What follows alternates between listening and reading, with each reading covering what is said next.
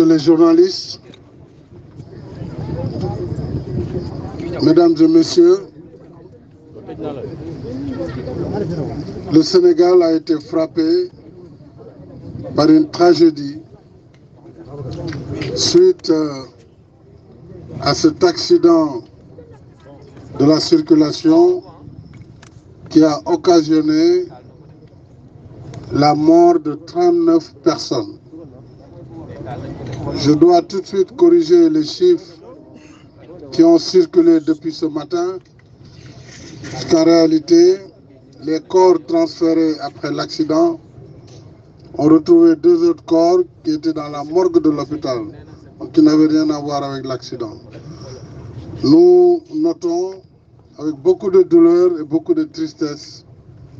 le décès de 39 personnes dans cet accident de 6 kilos près de Kaffrine et 100 blessés, dont 10 qui ont besoin d'une urgence vitale et le reste étant constitué de blessés légers, pris en charge ici dans l'hôpital régional Thierno Birahim Ndao de Kaolack et au Thierno Birahim Ndao de Kaffrine, à l'hôpital régional de Kaffrine, et d'autres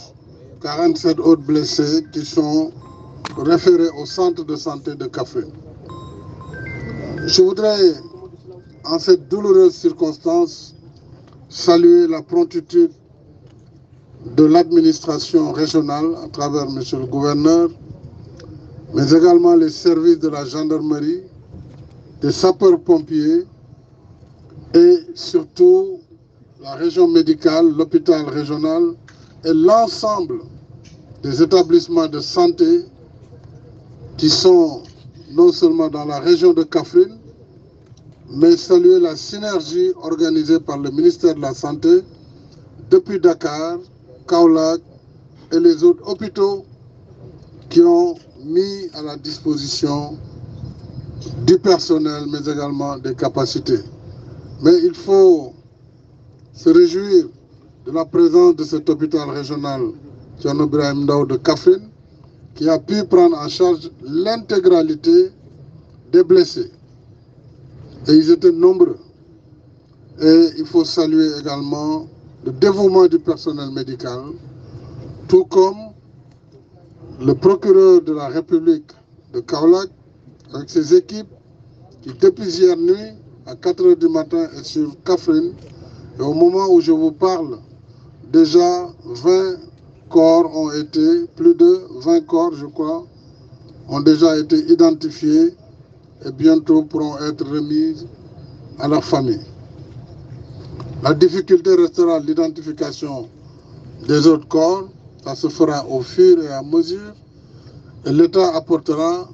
tout le soutien et toute la solidarité aux familles endeuillées, mais également aux blessés ou à leurs familles, pour pouvoir atténuer leurs souffrances. Je salue également les efforts du ministère des Transports terrestres et du ministère de la Solidarité nationale. Mais surtout, saluer aussi les efforts de la commune de Kaffrine à travers son maire, le ministre Abdoulaye Seydou Sow, et toutes les bonnes volontés qui se sont spontanément présentées à l'hôpital pour apporter leur soutien. Bien sûr, cet accident nous montre qu'il y a des ruptures à opérer. Et il y a des mesures à prendre et ces mesures seront prises pour mettre un terme à cette situation. On ne peut pas exposer la vie de nos compatriotes dans un système de transport qui fait fi du respect de la vie humaine. Nous avons perdu beaucoup de jeunes dans cet accident. Et dès demain, le Premier ministre réunira un conseil interministériel qui va impliquer le monde du transport, les transporteurs, les chauffeurs, les assureurs, les services de sécurité, pour voir les mesures à prendre sur l'état des véhicules, sur le contrôle technique, sur les conditions d'établissement des permis de conduire, sur les conditions de délivrance des visites, des attestations de visite technique et sur les horaires de transport pour ce qui concerne les véhicules, les cars de transport de voyageurs. Alors, toutes ces mesures devront être identifiées et nous prendrons toutes les mesures que requiert cette situation. Parce qu'autrement, nous allons encore vivre de même drame à l'avenir. L'usure des pneus, l'usure des véhicules, la transformation de véhicules en violation des normes de sécurité doit cesser dans notre pays. Et j'attends du gouvernement qu'il me donne dès demain les mesures à prendre, elles seront prises. Nous sommes prêts, bien entendu, en tant qu'État, à accompagner le secteur des transports pour en partie le renouvellement du parc et la limitation des âges des véhicules de transport commun qui nous viennent de l'étranger. Tout cela sont des mesures qui seront prises dès demain afin de créer les conditions d'une meilleure sécurité des usagers sur la route. mbokk yi tey jii Sénégal am na tiis bu màgg tiis la boo xam ne dañu yeewoo ak moom muy accident boo xam ne bu ñuy xool ci suñu histoire mel na nu ba suñu gis accident circulation ay oto yu entraîné autant de morts fanweeri nit ak juróom-ñeent ñàkk nañ seen bakkan ci accident bi fanweer ak juróom si saa si ñeent ñi bi ñu ñëwee ci l'hôpital la ñu faatu loolu nag démb deer bi tey ñu ngi wax ñeent fukk ak benn waaye dañu fekkoon ci morgue hôpital bi ñaari nit ñu génnoon àdduna donc waxtu wi ñuy wax la amee téeméeri nit ak fanweer ak juróom-ñeent ñoo nekkoon ci ñaari oto yi muy lim bu 10 ñu gis ne nag jot na ñu jël ay matukaay ci oto yi transporté doomu aadama yi ci condition yi ñu leen di transporter ci condition yi ñuy joxe permis si at yi nga xam ne ñiy dawal aussi war nañ ko am parce que boo yebee juróom-ñaar fukki nit war nga xam ñi nekk sa ginnaaw ay doomu aadama lañu ay borom kër lañu ay yaakaaru njaboot lañu ay avenir u réew mi la donc loolu dafa laaj maturité dafa laaj taxawaay gis nañu itam ne waxtu wi ñuy daw jaaduwul donc loolu ëllëg bu conseil bi saytoo yooyu yëpp danañu jël ay dogal yoo xam ni ak ci at yi nga xam ne oto yi am nañ ko màggataay bi loolu yëpp danañ si jël mesure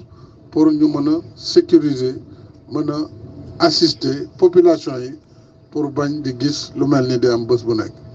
donc maa ngi jaale njabootu ñi nga xam ne seen i mbokk bàyyee nañ ko wàññeeku nañu ci accident bi di ñaan yàlla mu xare leen àjjana di ko def ci turu réew mi yëpp di masaw ñi nga xam ne feebar nañu am nañu ay blessures ñooñu visité nañu leen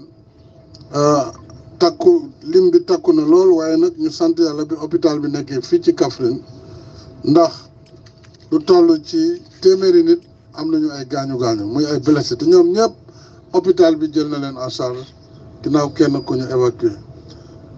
ministère de la santé tam yónnee na ay docteurs yu mag ay chirurgiens yu jógee Ndakaaru yegg si nañu pour renforcer waaye hôpital bi am na bépp matukaay pour mën a faj blessé yëpp kon loolu jar na sant yàlla mu mel ni kon fajkat yi taxaw nañu ni ñu war a taxawee lépp lu ñu soxla it pour faj leen am na macha allah sapeur pompier gendarmerie nationale administration gouverneur ak ay service am procureur de la république ndax ndëgam ay nit faatu nañu ci accident il faut mu joxe ndigal pour ñu mën a libérer corps yi am na si ñaar fukk yoo xam ne xam nañu ñan lañu ñooñu dinañ leen jot seeni mbokk gouvernement bi dina leen gunge ci mbir moomu ci wàllu solidarité ginnaaw loolu itam gouvernement bi dina taxawal ëllëg ci njiitalu premier ministre conseil interministériel boo xam ne ak ministère des transports ministère de l'intérieur forces armées ak ministère des finances pour ñu xool condition yi ñuy demee ci transport public ndax Sénégal mënatul bàyyi lii di continuer mënatul wéy oto yi yóbbu transport ku ne gis na ni ñu mel kon réew mi war na def effort état bi dugal ci loxoom ñu renouveler parc bi ñu moderniser système mu transport de passager fexe ba oto yi daw nekk oto yu nekk ci yoon waaye oto duñ ko defar ba pare nga ñëw transformer ko teg ci porte bagage te loolu ki tabax oto bi construire ko boolewu ko si def ay si diggante bi loolu da ngay indi danger pour ñi si dugg indi danger même pour ñi ngay daje donc yooyu yëpp mooy dogal yi nga xam ne bëgg naa ëllëg bu ñu ko saytoo ñu mën a jël dogal yi ginnaaw loolu def naa décret pour def deuil ñetti fan yoo xam ne Sénégal si dëj lay nekk ndax tiis bu mel nii drapeau yëpp daañu ko wàccee